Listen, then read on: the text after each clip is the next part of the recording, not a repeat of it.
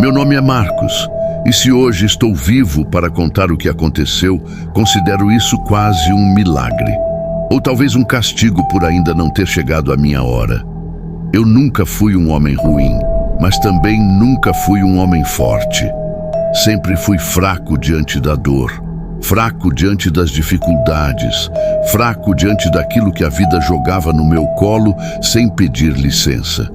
E quando a minha filha ficou doente, quando os médicos disseram que o tratamento custaria muito mais do que eu poderia pagar, quando eu percebi que o tempo dela estava acabando diante dos meus olhos, ali eu descobri o quanto um pai desesperado pode ser capaz de se afundar em escuridão. Eu não queria dinheiro para luxo, não queria riqueza, não queria poder. Eu só queria salvar a minha filha, mas o desespero tem um cheiro que coisas ruins conseguem sentir, como se elas se alimentassem disso. E eu, sem perceber, comecei a atrair essas coisas sem sequer chamá-las. Tudo começou quando passei a dormir no hospital, sentado naquela poltrona dura, ouvindo os aparelhos apitando de madrugada. Eu orava, pedia ajuda, fazia promessas, mas Deus parecia estar ocupado demais para me ouvir. Enquanto isso, a doença avançava, consumindo minha pequenininha com uma crueldade que eu não consigo descrever. Um dia, enquanto eu saía do hospital completamente exausto, encontrei um homem sentado no banco da praça bem em frente à saída. Ele parecia me esperar, mas ao mesmo tempo tinha aquele olhar distante, como se soubesse muito mais do que qualquer pessoa ali. Quando passei por ele, me cumprimentou pelo nome, e eu juro que nunca o tinha visto antes. Difícil quando a gente vai perder alguém que ama, né, Marcos? Eu parei imediatamente. Senti um arrepio subir pela minha nuca. Perguntei quem ele era, mas ele apenas sorriu e disse que podia me ajudar. Aquilo bastou para me assustar e ir embora, tentando esquecer o que ouvi. Mas dias depois, quando minha filha piorou e eu percebi que não tinha mais opções, aquela frase começou a ecoar na minha cabeça como um chamado. Voltei à praça. Ele estava lá. Não sei se por coincidência ou porque já sabia que eu voltaria. Ele não me esperou falar nada. Apenas disse: Marcos, tudo que você quer é dinheiro e eu posso conseguir. Eu perguntei quanto aquilo me custaria e ele sorriu com uma calma sobrenatural. Todo milagre tem um preço, mas você só precisa aceitar. Naquele momento, o desespero falou mais alto do que qualquer senso de proteção espiritual. Eu aceitei. Ele me deu instruções específicas, perturbadoras, mas eu fiz tudo sem pensar duas vezes. E naquela noite, quando cheguei em casa, encontrei um envelope dentro da minha gaveta com tanto dinheiro que minhas mãos tremiam só de olhar. No dia seguinte, consegui pagar o melhor tratamento, os melhores médicos, a melhor internação. E como se um milagre tivesse realmente acontecido, minha filha começou a melhorar. Era como ver a vida voltando aos poucos para dentro dela. O olhar, a cor da pele, o sorriso. Eu renasci com ela. E o dinheiro continuava aparecendo, todos os dias, da mesma forma, em envelopes. Gavetas que eu tinha certeza que havia fechado e trancado, armários que surgiam abertos, bolsas que ficavam mais pesadas quando eu chegava em casa. Eu sabia que não era normal, eu sabia que não era de Deus, mas eu precisava salvar minha filha, e ela se salvou. Só que o problema é que tudo o que vem fácil tem um preço, e o preço, quando vem do mal, nunca é pequeno. A cobrança começou de forma sutil. Eu comecei a perder noites de sono. Senti alguém me observar. Às vezes, enquanto dormia, acordava com a sensação de que alguém se sentava na beira da minha cama. O colchão afundava, o peso era real, a respiração era real. E eu não tinha coragem de abrir os olhos. O cheiro também era real. Enxofre, podridão, algo que queimava as narinas e fazia meu estômago revirar. Em certos momentos, eu escutava uma voz sussurrando meu nome, baixa, grave, como se falasse dentro da minha mente. Marcos. Era como se estivesse sempre me lembrando. Eu estou aqui. Eu não esqueci. E eu comecei a entender que aquele dinheiro não era um presente, era um empréstimo e que a dívida nunca sai barata. Um dia, acordei com a minha filha gritando no quarto. Corri desesperado e a encontrei sentada na cama, tremendo, olhando fixamente para o canto escuro do quarto. Perguntei o que ela tinha visto, mas ela estava tão assustada que só conseguia apontar para o vazio. Quando tentei consolá-la, ela disse algo que me destruiu por dentro. Pai, tinha um homem aqui. Ele disse que veio te buscar. Ali entendi o óbvio. O preço era eu. E ele tinha vindo cobrar. Naquela madrugada, sentei sozinho na sala, trêmulo, com medo de fechar os olhos. A cada piscada, eu via aquele homem da praça, mas agora com a pele mais escura, os olhos mais fundos, o sorriso mais sinistro. Ele falava comigo sem abrir a boca, sem precisar se mover. Você pediu, eu dei, agora é a minha vez. Eu tentei argumentar, implorar, dizer que fiz tudo pela minha filha. Mas ele apenas repetia, como um juiz lendo uma sentença: o preço é sua alma, e eu vim buscá-la. Não vou mentir, eu achei que ia morrer naquela noite. Senti mãos invisíveis tocarem meu pescoço, me puxarem para trás, como se quisessem arrancar algo de dentro de mim.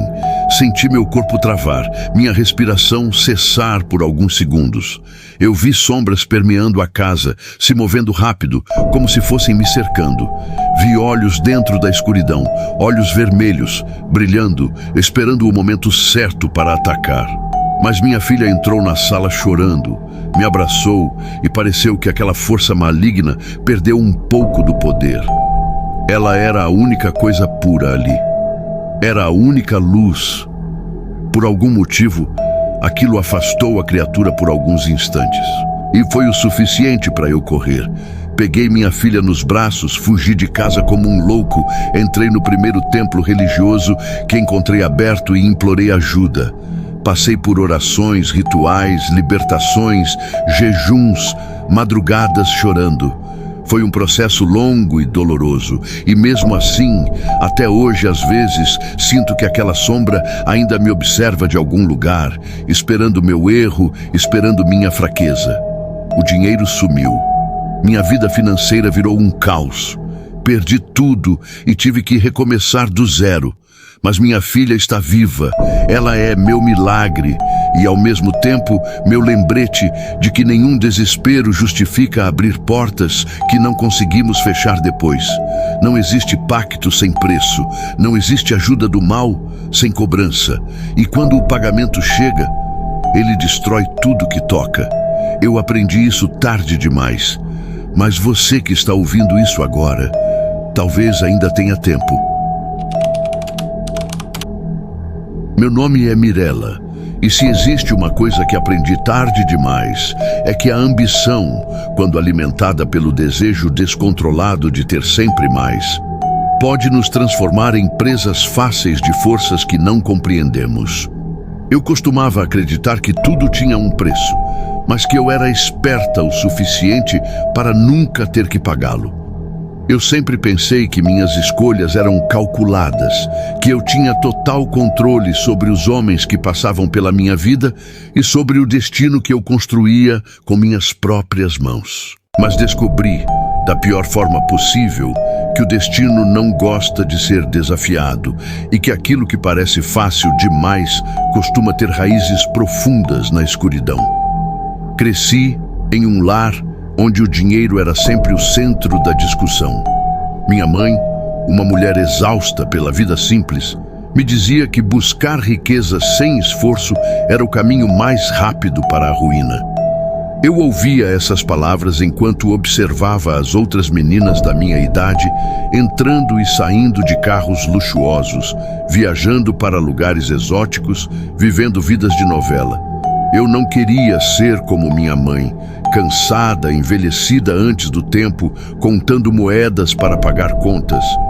Eu queria mais, sempre quis mais, sempre quis tudo. Quando fiz meus 18 anos, percebi que minha aparência era uma arma poderosa. Comecei a sair com homens mais velhos, ricos, influentes, que me ofereciam presentes caros, viagens e noites em que eu me sentia a protagonista de um filme glamuroso. Nunca desenvolvi sentimentos por nenhum deles. Para mim, tudo era um jogo, uma troca. Eu oferecia companhia, afeto superficial, atenção estudada e em troca recebia aquilo que desejava: dinheiro, luxo, status. Com o tempo, fui ficando cada vez mais ousada, mais fria, mais ambiciosa. Os presentes que antes me impressionavam começaram a parecer pequenos demais. Os jantares caros perderam a graça. As viagens já não preenchiam o vazio. Era como se houvesse um buraco dentro de mim que nunca se saciava, e a cada conquista eu sentia que precisava de algo maior, algo mais intenso, mais brilhante, mais poderoso. Foi durante essa fase que ouvi falar pela primeira vez sobre pactos. Não era algo que eu levava a sério no começo, mas a ideia ficou plantada como uma semente, germinando lentamente em minha mente. Conheci uma mulher em uma festa, uma mulher misteriosa, com olhos penetrantes, que parecia saber mais sobre mim do que eu mesma sabia. Ela me disse que existiam caminhos fáceis para se obter riqueza, caminhos que ultrapassavam a lógica e a moral. Eu ri quando ela mencionou a palavra pacto, mas sua expressão séria me fez engolir o riso. Ela colocou em minhas mãos um cartão preto, sem logotipo, sem nome, apenas um símbolo gravado em dourado que parecia pulsar sob a luz.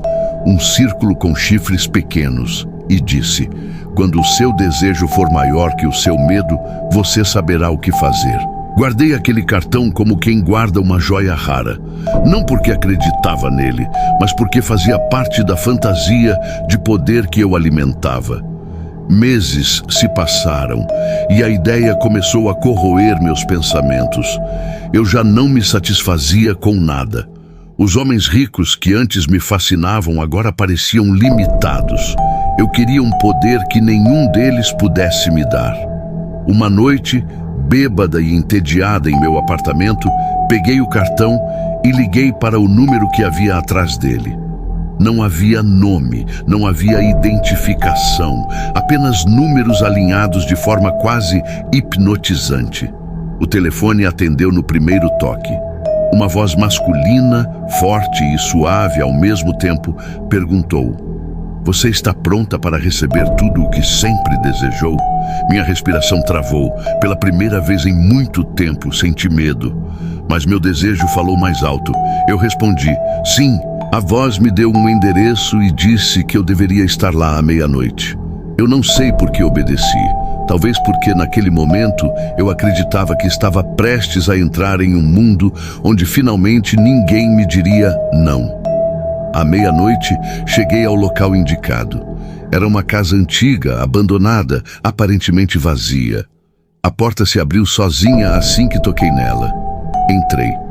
O interior estava escuro, mas velas vermelhas iluminavam o centro da sala, onde havia uma espécie de altar improvisado. A voz que ouvi ao telefone ecoou atrás de mim, embora não houvesse ninguém visível. Mirella, você sabe o que quer? Eu respondi sem hesitar: dinheiro, fortuna, tudo que o mundo pode me dar. A voz sorriu. Eu juro que ouvi um sorriso, como se fosse possível. E você está disposta a pagar o preço? Perguntei qual era esse preço. E a voz respondeu com tranquilidade assustadora: 10 anos. 10 anos da sua vida, vividos intensamente como você sempre desejou. Ao final desse período, eu virei cobrar o que é meu. Eu não pensei duas vezes. 10 anos eram muito tempo. Eu me considerava jovem, inteligente e imbatível. Assinei o documento que surgiu à minha frente como se estivesse assinando qualquer contrato mundane. Uma chama se acendeu diante dos meus olhos, consumindo o papel. E então, tudo mudou. Em poucos meses, minha vida tomou proporções que eu jamais havia imaginado. Propostas surgiam do nada, oportunidades inacreditáveis, convites, heranças inesperadas, relacionamentos com homens absurdamente ricos, viagens internacionais, festas exclusivas, roupas caras. Eu me tornei tudo aquilo que sempre desejei ser. Era como se o mundo estivesse aos meus pés. E eu aproveitei cada segundo. Eu gastava como se o dinheiro fosse infinito. Eu vivia como se fosse imortal. Durante anos, fui tratada como uma rainha, como uma celebridade, como alguém que não precisava se preocupar com absolutamente nada. Mas o tempo não para. E os 10 anos, que antes pareciam eternos, passaram como um sopro. E no 10º ano, tudo começou a desmoronar. A primeira coisa foi o acidente. Eu estava voltando de uma festa luxuosa, bêbada, completamente fora de mim, quando o motorista perdeu o controle do carro. Tudo aconteceu em segundos. O impacto, o barulho, o fogo. Acordei no hospital sem sentir minhas pernas. Paraplégica, minha coluna estava destruída, meu rosto antes tão admirado, tão fotografado, tão cobiçado, havia sido desfigurado pelas chamas e pelo impacto. Eu me tornei irreconhecível. A segunda coisa foi a traição. Em meio ao meu desespero surgiu um homem, gentil, carinhoso, aparentemente interessado em mim de verdade. Ele dizia que não ligava para minha aparência, que queria me ajudar, cuidar de mim. Eu me agarrei a ele como uma náufraga se agarra a um pedaço de madeira no mar. Precisava me sentir amada por alguém, precisava de apoio, mas ele não passava de um golpista. Aproveitando minha fragilidade, me convenceu a assinar documentos que eu não tinha condições emocionais de ler. Documentos que transferiam tudo, absolutamente tudo, para ele. E eu assinei. Quando percebi, era tarde. O dinheiro desapareceu. Os imóveis desapareceram. Os carros, as joias, as empresas, tudo desapareceu. Eu não tinha mais nada. Estava presa em um corpo que não se movia, com um rosto que não reconhecia, sem amigos, sem amantes, sem fortuna, sem esperança. E foi nesse momento, no fundo do poço, que a lembrança do pacto voltou com força. 10 anos. 10 anos, ele havia dito. E eu ignorei. Eu não acreditei. Eu ri. Mas ele veio cobrar. O acidente, a destruição do meu corpo, a perda de tudo, a solidão, a ruína completa. Cada peça se encaixava perfeitamente. Cada detalhe era a cobrança de um pacto que eu aceitei sem pensar, por puro desejo, por pura arrogância. E agora, sem nada, sem futuro, sem identidade, eu compreendi que aquilo que eu julgava ser poder era, na verdade, uma coleira invisível. Eu não ganhei riqueza. Eu fui emprestada dela. E agora o preço havia sido pago até o último centavo. Eu não sei o que acontecerá comigo depois disso. Sei apenas que estou aqui, presa à minha própria história, vivendo o resto dos meus dias na sombra de minhas decisões. E que se existe algo pior do que vender a alma, é perceber tarde demais que ela já não lhe pertence faz tempo. A história de Mirella revela, de maneira brutal e inevitável, a essência verdadeira dos pactos obscuros. Eles nunca oferecem aquilo que prometem sem cobrar muito mais em troca. A ilusão de poder imediato, de riqueza fácil e de uma vida sem limitações funciona como uma armadilha perfeita para corações ambiciosos que confundem desejo com necessidade e arrogância com liberdade. Mirella acreditou que podia controlar o próprio destino, dominar as circunstâncias e usufruir dos prazeres do mundo sem consequências.